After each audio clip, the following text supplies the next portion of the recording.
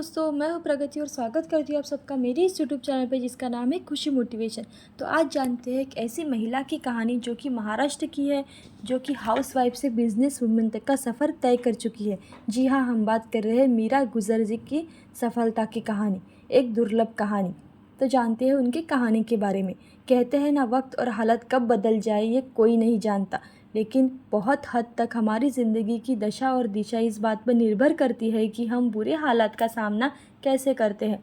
महाराष्ट्र के सातारा ज़िले में रहने वाली मीरा गुजर की कहानी भी कुछ ऐसी ही है। और वक्त और हालात से लड़कर मीरा ने न सिर्फ अपने परिवार को बिखेरने से बचाया, बल्कि पुरुषों के व्यवसाय में अपना परहम भी लहराया।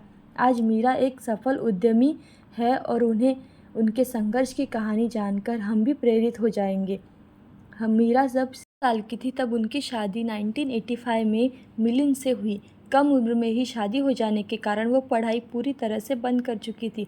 उनका ससुराल भी संपन्न था, उनके पति और काफ़ी ध्यान रखते थे। मीरा अपनी ज़िंदगी में काफ़ी खुश थी। शादी के एक साल बाद ही 1986 में उनको एक बेटी हुई। उनके बाद 1988 में उन्हें एक बेटा हुआ। मीरा का परिवार पूरा हो चुका था। ज़िंदगी की गाड़ी अच्छी खासी हंसते मुस्कुराते चलने लगी थी, आगे बढ़ रही थी।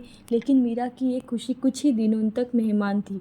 समय ने करवट बदल ली। एक दिन एक ऐसा हादसा हुआ जिसके बाद उन्होंने अपनी ज़िंदगी पूरी तरह से बदल ही दी। अगस्त 1991 में उनके पति का हार्ट अटैक से निधन हो गया। हमेशा घर परिवार के साए में रहने वाली मीरा पर अब अचानक जिम्मेदारियों का बोझ आ गया। उनके पति सीमेंट के बिजनेस में थे, लेकिन इसके बारे में उन्होंने मीरा से कभी बातचीत ही नहीं की थी। दरअसल इस काम में घरेलू महिलाएं न तो ज़्यादा रुचि दिखाती है और ना ही ऐसा काम है जिसके बारे में मीरा को जानने की ज़रूरत थी। लेकिन पति के निधन के बाद घर की पूरी जिम्मेदारी मीरा के कंधों पर आ चुकी थी। मीरा महज 25 साल की थी जब मिलिंद उन्हें छोड़कर चले गए थे।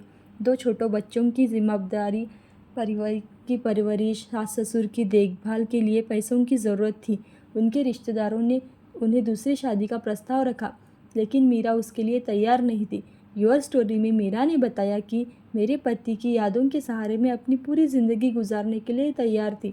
मुझे तो इस बात की चिंता थी कि मैं अपने दोनों बच्चों की परवरिश कैसे करूँगी, घर की जिम्मेदारियाँ कैसे निभाऊँगी। जल्दी शादी हो जाने के कारण मैंने अपना ग्रेजुएशन भी पूरा नहीं किया था। मैं जब बीकॉम फर्स्ट ईयर में थी तभी मेरी शादी हो गई थी। पति का भी बिजनेस ऐसा था जिसके बारे में मुझे कुछ भी नहीं पता था। सीमेंट कंस्ट्रक्शन, डीलर्स और वर्कर के साथ काम करना बेहद चुनौतीपूर्वक और मुश्किल काम था, लेकिन घर चलाने के लिए कुछ न कुछ तो करना पड़ता था। इसलिए मैंने दूसरा व्यवसाय करने के बारे में सोचा। मीरा ने जब काम करने का फैसला किया तो कम उम्र और व्यवसाय का तजुर्बा ना होने का कारण दोनों मुश्किलें उनके सामने पड़ी थी जिसमें उन्हें पार करना था। शुरुआत में उन्होंने कंप्यूटर स्टेशनरी का काम किया, लेकिन उसमें उन्हें कामयाबी नहीं मिली। फिर उन्होंने कैंडल प्रोडक्शन का काम किया। कुछ दिनों तक ये काम ठीक ठाक चला, लेकिन इससे ज़्यादा आमदनी नहीं होती थी कि वो पूरे घर का खर्चा संभाल सके। कैंडल बनाने के लिए ज़रूरी वैक्स को लेकर भी बाज़ार में कई तरह की दिक्कतें थीं। अब उनके सामने उनके पति का बिजनेस संभालने के अलावा और कोई विकल्प नहीं था। लेकिन 2 बच्चों और घर की पूरी देखभाल के साथ सीमेंट का बिजनेस करना एक बड़ी समस्या थी। इस दौर में मीरा को उनके ससुर और सास का पूरा सहयोग मिला। उन्होंने एक बार फिर से इस काम को आगे बढ़ाने का फैसला किया। मीरा कहती है कि मेरे घर में ही मैंने एक कमरे में ऑफिस शुरू कर दिया और मैं साथ ही थोड़ा सा कैंडल बनाने का भी काम करती थी। लेकिन घर और ऑफिस का काम, उस पर 2 बच्चों की जवाबदारी, उनकी जिम्मेदारियां संभालना बहुत मुश्किल था। कभी लगता था काम करने के लिए किसी को रख लूँ, लेकिन इतने पैसे नहीं थे कि किसी को रख पाती। इस मुश्किल वक्त में मेरे सास ससुर ने मेरा पूरा सहयोग किया और मैं ईश्वर की शुक्रगुजार हूँ कि मुझे ऐसा ससुराल मिला। कुछ पुरानी जान पहचान और अपने हौसले के दम पर मीरा ने इस काम को धीरे धीरे आगे बढ़ाना शुरू कर दिया। लेकिन टेम्पो ड्राइवर, वर्कर, डीलर्स के साथ काम करना, उनमें तालमेल बिठाना सीमेंट बिजनेस में सबसे बड़ी दिक्कतें हैं।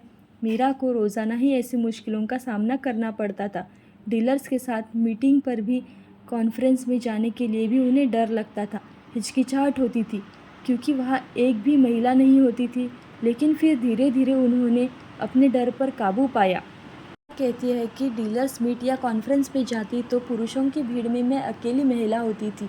शुरू में मुझे ये सब में काफ़ी हिचकिचाहट होती थी, लेकिन बिज़नेस को आगे बढ़ाने के लिए इसमें शामिल होना ज़रूरी था। आसपास के लोगों का भी काफ़ी हैरानी होती थी। सबको यही लगता था कि आखिर इस बिज़नेस से मैं क्या कर रही हूँ। लेकिन मेरे ससुर कहा कि लोगों की परवाह मत करो, हम कितनी तकलीफ़ में है ये हमें पता है, इसलिए कौन क्या कहता है, कौन क्या सोचता है, इस पर ध्यान देने की ज़रूरत बिल्कुल भी नहीं है। वो मुझे हौसला देने के लिए मेरे साथ जाते थे। धीरे धीरे समय गुजरने लगा और मीरा के हालात भी बदलने लगे। लोग क्या कहेंगे, समाज क्या कहेगा, इन सब सवालों को पीछे छोड़ते हुए मीरा अपनी ज़िंदगी में पूरी लगन और मेहनत के साथ अपने कदम पर आगे बढ़ने में लगी रही। आखिर समय भी कब तक साथ नहीं छोड़ता। गुज़रते वक्त के साथ मीरा का तजुर्बा भी बढ़ता गया और उन्हें कामयाबी मिलने लगी। मीरा एक सफल उद्यमी बन गई। मीरा को उनके काम के लिए 2006 में महिला एवं बाल कल्याण समिति की तरफ से आदर्श महिला पुरस्कार से सम्मानित किया गया। 2008 में उन्हें स्वयं सिद्ध पुरस्कार और 2015 में रोटरी क्लब की ओर से व्यवसाय सेवा पुरस्कार से भी नवाजा गया। मीरा ने सफल उद्यमी बनने के साथ साथ अपने परिवार की जिम्मेदारियां भी बहुत खूबिया से निभाई है। उनकी बेटी की शादी हो चुकी है, उनका बेटा आज उनकी बिजनेस में मदद कर रहा है। आज मीरा सीमेंट का होलसेल और रिटेलर दोनों का बिजनेस संभालती है। तो ऐसी ही अच्छी कहानियाँ देखने के लिए खुशी मोटिवेशन को लाइक शेयर सब्सक्राइब ज़रूर करें।